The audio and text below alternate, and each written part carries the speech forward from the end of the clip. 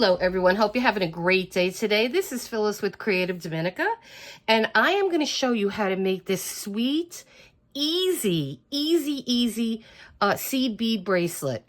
And it's so easy, I am not going to go step by step. I'm just going to tell you what to do. It is that easy, trust me.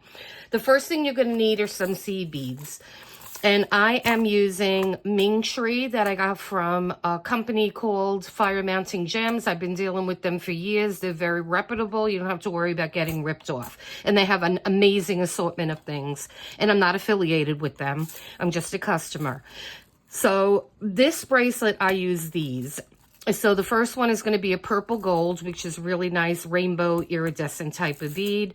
And then I have amber, which is more of a translucent type of amber color bead.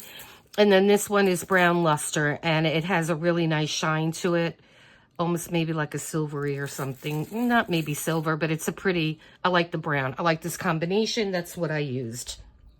And then you will also need some jump rings, and I have the one that I used on the edges here, because you're going to need to make one continuous string of beads. Mine is a little under 6 feet. And that may seem like a lot, and it is, but remember, you are going to be, you have your 6 foot length, and then you're just going to tie it shut, put about 4 knots in it, put a little dab of glue. Either you could use the B7000 or some other glue for beading. You could even use some nail glue or crazy glue or something like that. You just want to fortify that what you're tying. So once you have your long continuous loop that you've tied, you will fold it over 4 times. That's what I did with mine. Okay, and so that's what you're gonna start with. So then you will have your jump rings, and mine are probably around 11 or so millimeters. And so you're gonna have to see what size you need to have all 4 of your strings in that jump ring, right? So you're gonna need that. You will need 2 of these tools, the little flat nose pliers, you will need, and then you're going to need some kind of closure. And I have multiple closures here. You know, you could go crazy on Amazon with the closures. They have a million of them. These are magnetic closures. Be careful with these magnetic closures though, because if your bracelet is really heavy, they're going to open. These aren't really heavy. I don't think you're going to have a problem with that. And then I also have these pretty ones here in this bag. And so I will link as many of these as I can, guys. I'll give you my Amazon link, and these are gorgeous. They're really, really pretty. And so we'll see which one we're gonna use. I chose to use this one, but you could use any of the ones that you have handy. And then they even have smaller ones of these. So it just depends on what you want to use, what kind of vibe you want, and things like that. And then the other thing I used is this Wildfire beading cord. I use the Frost one. I also have it in black, and again, I got these on Amazon. They're pretty reasonably priced too. So, oh, here's another closure that I have that's really pretty. Oh, it's this one right here. So you can get this big bag on Amazon. It comes in gold and silver, so that's really nice. So and then the last thing you're going to need is a beading needle, rather. And again, I'll link these for you. These are really skinny, flexible needles that you will do your beading with. So what you're going to do, the first thing is you're going to pull out some thread here. And I'm not going to do it. I'm just going to show you. You're going to thread. Leave yourself a pretty long tail because you don't want to have to rethread it. And so once you have, and don't leave your string in this container. You're just going to keep pulling it to get a longer length, because this is a reminder. Walk. That's my walking reminder. You gotta love Alexa. Anyway, so just keep it in here, and you're going to just keep pulling it so you won't lose your beads. And so once you have that threaded, you will go into whatever beads you're using. I mean, if you don't have these Ming Tree beads, you will have to have, that's why I like these beads too, I found, because, hold on, I just had it open and now it closed on me. Thing I like about these is you could just do your beading right from them. So you're going to get used to it. You're just going to go in here and you're going to flick. And you see how the beads go right on there? It's that easy. And so you're just going to have to learn the flicking action that's going to work for you. And if you don't have one of these, just get some little bowls. I got these at Dollar Tree, they're plastic. Just pour a bunch in there and you could do the same thing. Or you could also use one of these little beading things. But this would drive me crazy because you're going to be continuously changing colors. So unless you have like multiple of those, you're going to have to empty it out, fill it up again, empty it out. So I didn't want to go that route. So this is what I do. Again, you're just going to, don't like go all the way towards the bottom. Just go in and you're going to flick it up and you'll get them. And eventually you'll be able to. So that's what I did with all three of these. And what you want to do is don't make the same, like, don't make them the same length. So you might want to do the first one maybe 3 inches, then the next one say 4 inches, the next one 5 inches or so. Just randomly do it. Just get your eyeball and just look and see. You just don't want them to look the same. You want them to look different. And so I go into the light first. I think that's what I did. I went into on this one. I went into this one, then this one, then this one. That's how I did it. And again, it's going to be whatever is going to suit your purpose. And so then what I did was on these, I put, once you have your string and you folded it over 4 times, you're going to open up one of the jump rings and you're going to insert it through all 4 on one side. Let me take this off. Hold on. It's hard to do this with one hand, but we'll do it. That's why I've been keeping it on.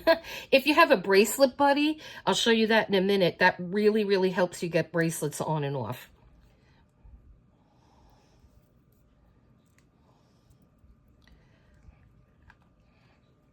And that's why I like the magnetic clasps too. They're just easier to get on and off.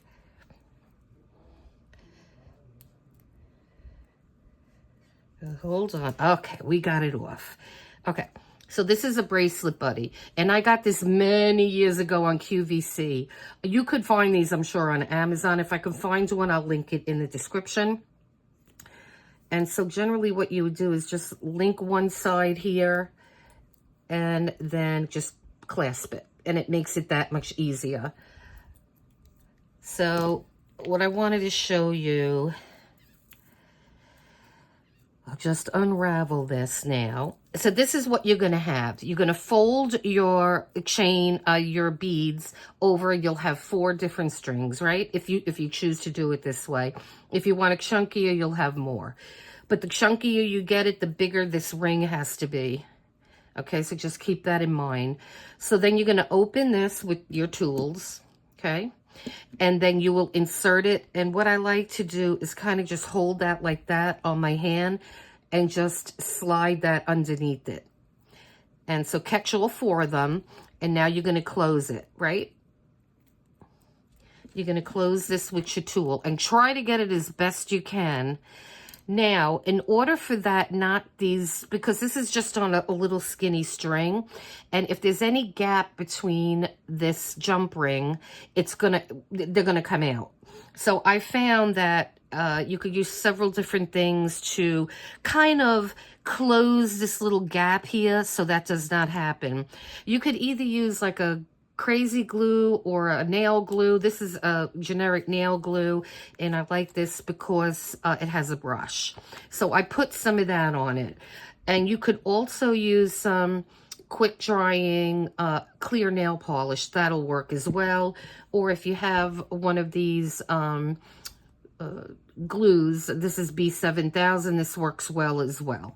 You just want to make sure that your beads or your strings don't come through that ring.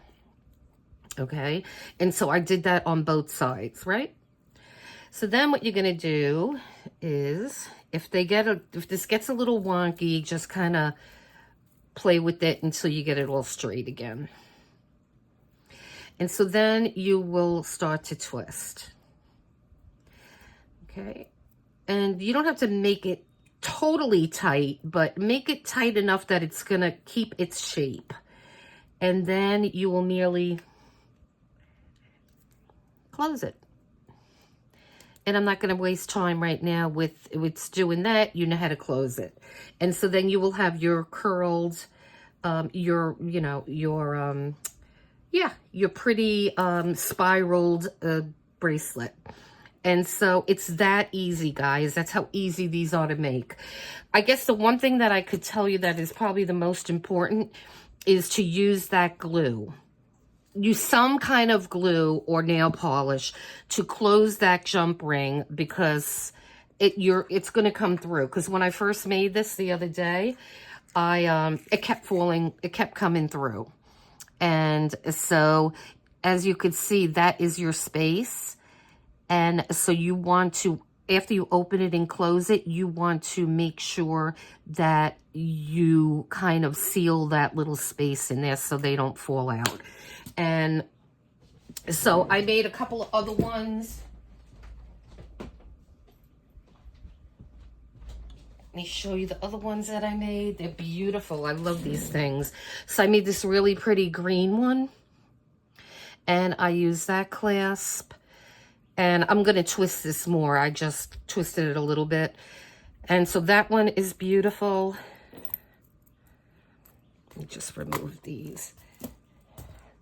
And then I did this pretty blue one, which will go great if you had jeans on or something. I mean, you could, and I use the same closure. You could coordinate, and this closure is probably my favorite. I love these. And this came in a pack of, it came in gold, it came in silver, then it came in that nice bronze brassy color.